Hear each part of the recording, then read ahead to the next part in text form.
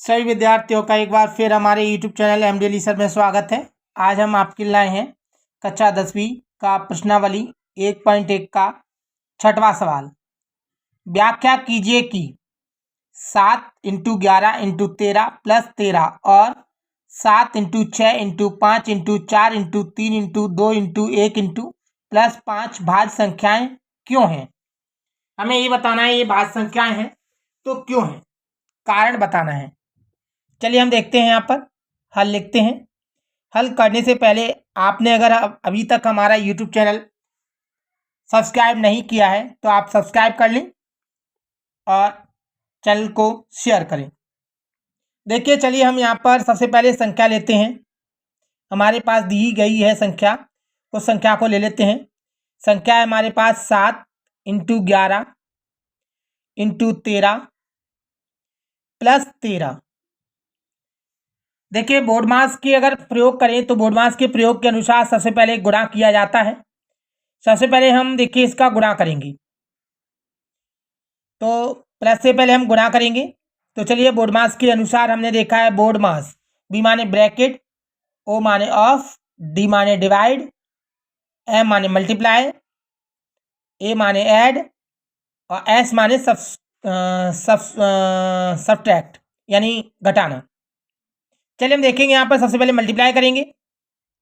तो मैं 11 का 7 से गुणा करता हूं, तो 11 × 7 = 77 × 13 + 13 का 13।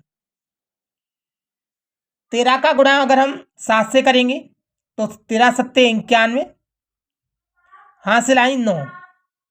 13 × 7 = 91, 91 और 9 हमारे पास होता है 100 + 13। अब हम इन दोनों को ऐड करेंगे।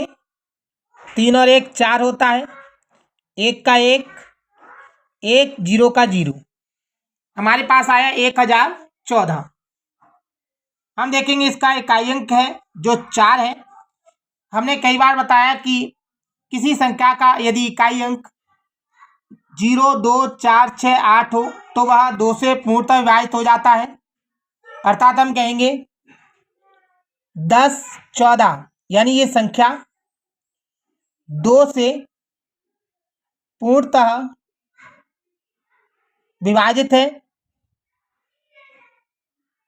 विभाजित है।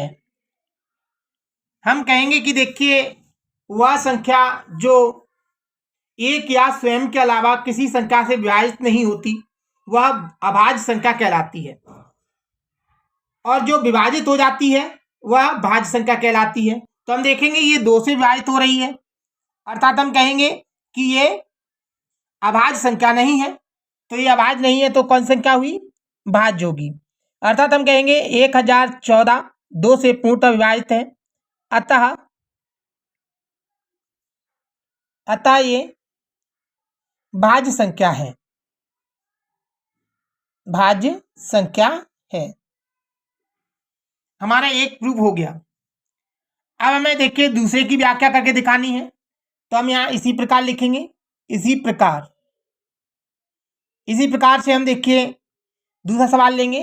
तो संख्या हमारे पास दी गई है 7 × 6 × 5 × 4 × 3 × 2 × 1 + 5, ये हमारे पास दिया गया है। अब हम देखिए सबसे पहले मल्टीप्लाई करेंगे इसका। 1 का गुणा 2 से करें 2, 2 का गुणा 3 से करें 6, 6 का गुणा 4 से करें 24, 24 का अगर हम गुणा 5 से करते हैं तो देखिए 24 का 5 से करेंगे तो 120 हो जाएगा। तो यहाँ पर हम 120 लिख सकते हैं। 120 × 6 और × 7 जैसा का जैसा, + 5 का 5। अब मैं देखिए इसमें गुणा 6 का कर सकता हूँ। 6 का गुणा करेंगे तो 0, 6 दूनी 12, हासिल आई 1, 6 और 1 7 × 7 + 5 का 5। आप डायरेक्ट भी गुणा कर सकते हैं, ऐसी कोई दिक्कत नहीं है। अब देखिए हम 7 का गुणा करेंगे इससे तो 0, 7 दूनी 14, हासिल आई 1, 7 7 का करेंगे तो 49, 49 और 1 50 होता है, + 5 का 5। अब हम देखिए इसमें ये दोनों संख्याओं को जोड़ देंगे तो ये 5 हो जाएगा। 4 का 4, 0 का 0, 5 का 5। हम देखेंगे 5045, इसका इकाई अंक 5 है। हम जानते हैं जिसका इकाई अंक 5 होता है वह 5 से पूर्णतः विभाजित हो जाता है, अर्थात हम कहेंगे 5 से पूर्णतः विभाजित है